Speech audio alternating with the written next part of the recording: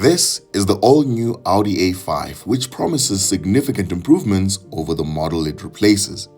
Now, for those who may be unaware, in 2023, Audi announced that 30 years after the first Audi A4, the latest generation is now called the Audi A5. And this was part of a wider strategy to assign even numbers to electric vehicles and odd numbers to internal combustion engines.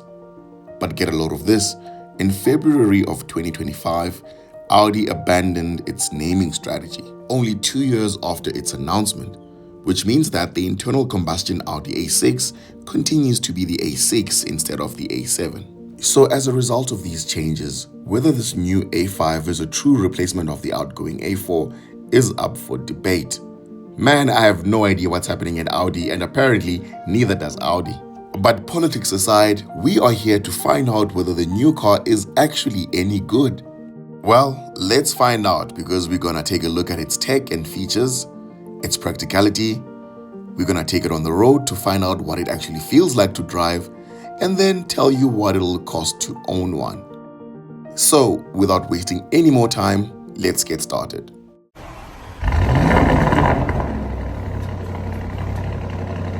Car TorqueX. Power, precision, performance. Today we are at Audi Centre Braamfontein to unpack everything there is to know about the all-new Audi A5, and the lineup kicks off with the quattro and front-wheel drive variants, both of which are powered by a 2-litre 4-cylinder petrol engine, albeit in different states of tune, but we'll talk about the power outputs a bit later.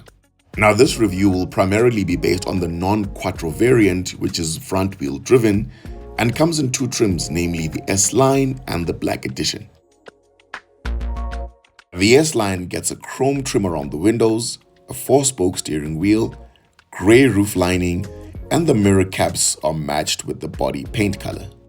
You also get anthracite grey inserts on the front and rear bumpers. But when it comes to the Black Edition, all of the above mentioned are blacked out, as the name suggests, which gives you a much sportier look and feel. You also get red brake calipers and a 3-spoke flat-bottom, flat-top steering wheel, which looks bang on the money.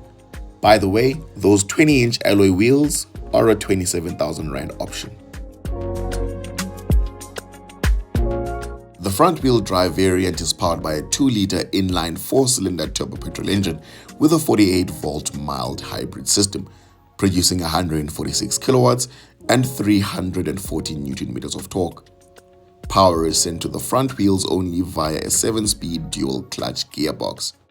It weighs just under 1.7 tons, and it'll do the 0 to 100 km/h sprint in a claimed 7.8 seconds. The more powerful quattro packs 200 kilowatts and 400 Newton meters of torque, and it'll do the 0 to 100 sprint in just 5.9 seconds. Moving on to practicality and features, the A5 has a boot capacity of 455 liters. Although Audi calls it a sedan, it does have a hatchback or sportback tailgate, unlike the A4 that it replaces, or any other traditional sedan, which is a good thing, because traditional sedans suffer from a metal bar stretching across the top part of the boot, which has an impact on practicality, whereas this opens up completely wide. So although a 3 Series may have a bigger boot at 480 liters, the A5's boot has a more practical opening. The boot also comes with an illumination which directs where you have to kick in order to open and close the tailgate. Man, Kamo and I tried forever to close this boot, but we were just not cracking it.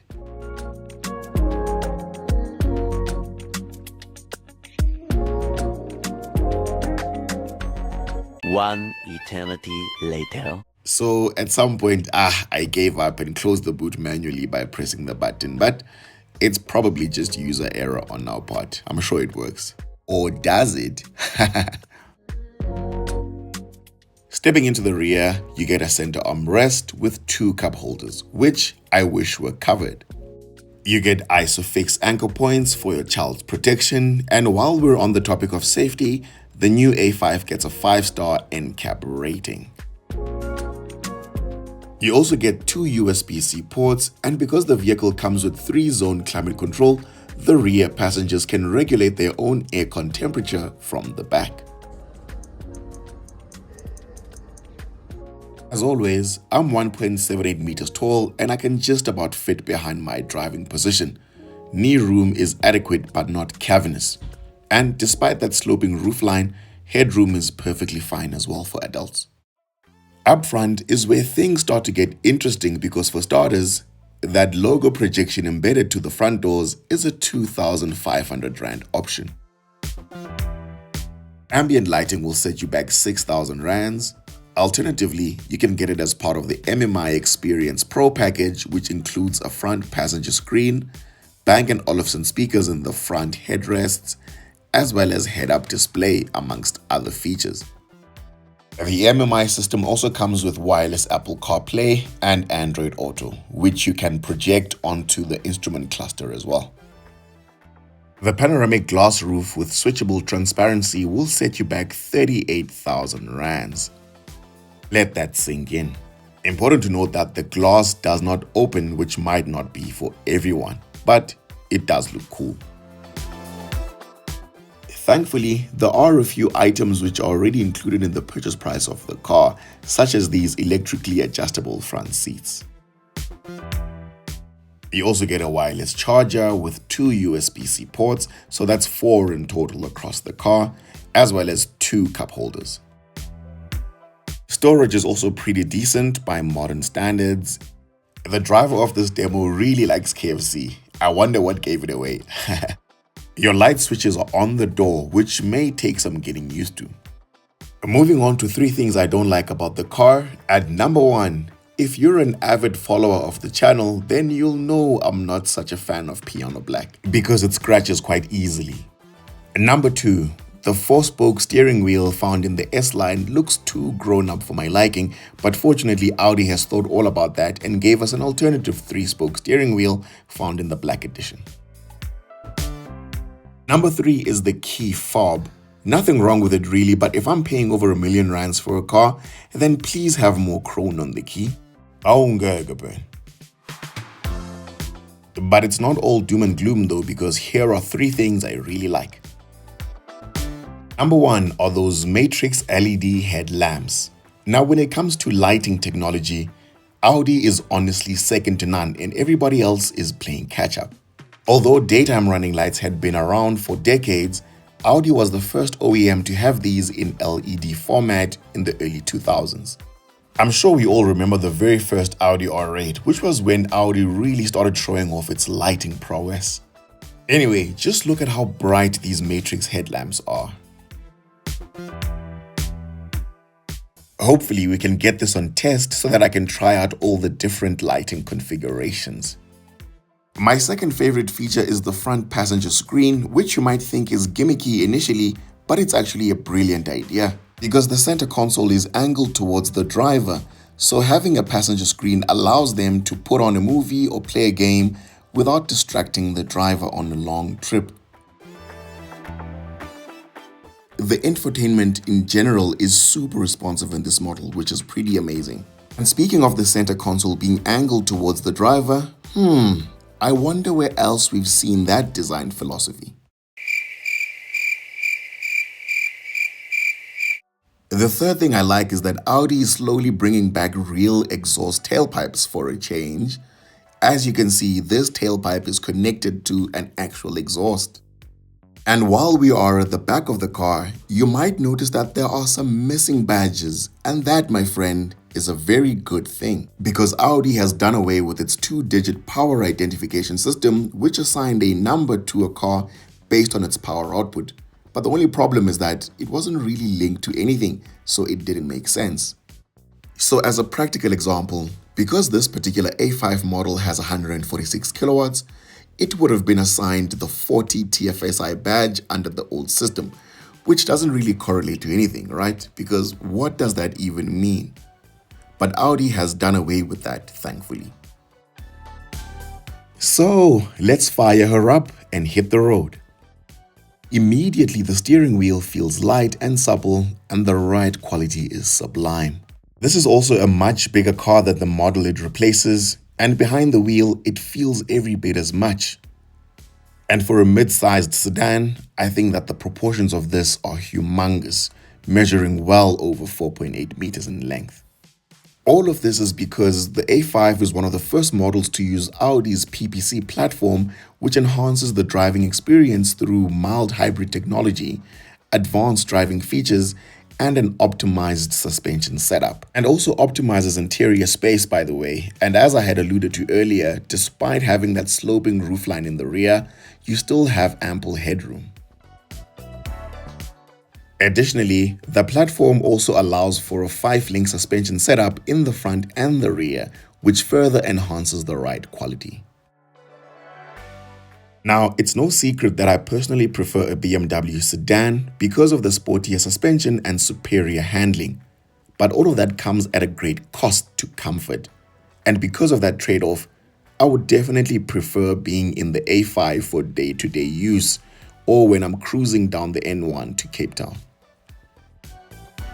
Okay, so let's see what the car can do with 146 kilowatts under my right foot.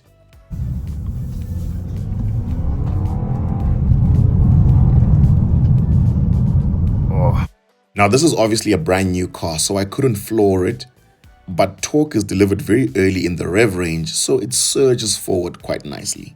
But I think it would have been marginally quicker with a rear-wheel drivetrain because the front-wheel drive configuration is only ever better in mud, snow, and similar terrains to pull the car out of a sticky situation. But on a dry road, rear-wheel drive is superior. Other highlight features include blind spot monitoring, a 360-degree camera, and this particular unit is fitted with a tow bar with a brake towing capacity of 750 kilograms, and that'll set you back 21,600 rands. Before we get to pricing and the cost of ownership, if you're enjoying these videos, then do well to leave a like, comment, share, and subscribe. It goes a long way in growing our reach. The front-wheel drive version kicks off at 1,123,000 rands before options. Above that is the Quattro variant, which is exactly 115,000 rands more expensive. This is just the tip of the iceberg though, because as you already know with the Germans, once you start ticking a few boxes, all of a sudden you've spent over 300,000 rands in extras. I mean, there are examples of this vehicle currently on sale today for more than 1.6 million rands. Crazy, right? But using the base S-Line model as a primary example, on finance, it would cost you 21,200 rands a month over 6 years at the current prime interest rate of 10.5% per annum. Insurance is risk profile dependent, and the cheapest quote I got was 2,400 rands. A full tank of petrol will cost you 1,200 rands a month at the current inland price of 95 octane for the 56-litre fuel tank, which would then bring your total cost of ownership to 24,800 rands. Now, before we say that this is an expensive car, let's have a look at what the competition charges to get into a similar vehicle. And I'm going to use the M Sport and the AMG line for comparison because the Audi A5 kicks off with the S line as the base model. Based on our research, you can get into a brand new BMW 320i M Sport from 963,000 rands. And a brand new C200 AMG line kicks off at 1,095,000 rands. So now we can say that the A5 is expensive. And with this in mind, I think that it's going to be a hard sell at its current pricing. But having said that, it is the newest car here on a completely brand new platform, which is something to consider. Personally, I think that the Quattro is justified in its pricing, but not the front-wheel drive variant. I would just opt to spend the extra 100,000 and get the Quattro instead. Or better yet, just wait for the S5, which has a 3-liter turbo petrol engine, which sounds like vroom, pa pa pa pa pa pa pa pa. Anyway, let me know in the comments what you're getting for 1.1 million rands, and quite possibly up to 1.3 million rands fully spec'd, like the example that we drove today. By the way, shout out to Kamo from Audi Centre Braamfontein for demonstrating excellent sportsmanship. Filming was only supposed to be 30 minutes on the day, but I spent hours at the dealership discussing cars with Kamo, and he was telling me that he's already been to head office in Germany as well, so he's quite knowledgeable when it comes to the brand. He lives and breathes the stuff. And if you're looking for any new or used Audi product, then reach out to him and let him know you saw him on Car TorqueX. I'll leave his contact details in the description below. And if you still don't know whether to finance your next vehicle, lease it, or buy it in cash outright, then click on the next video on the left-hand side of your screen to find out which of those three options is the cheapest in the long run. What a nice car. Thank you for watching. Until next time, take care.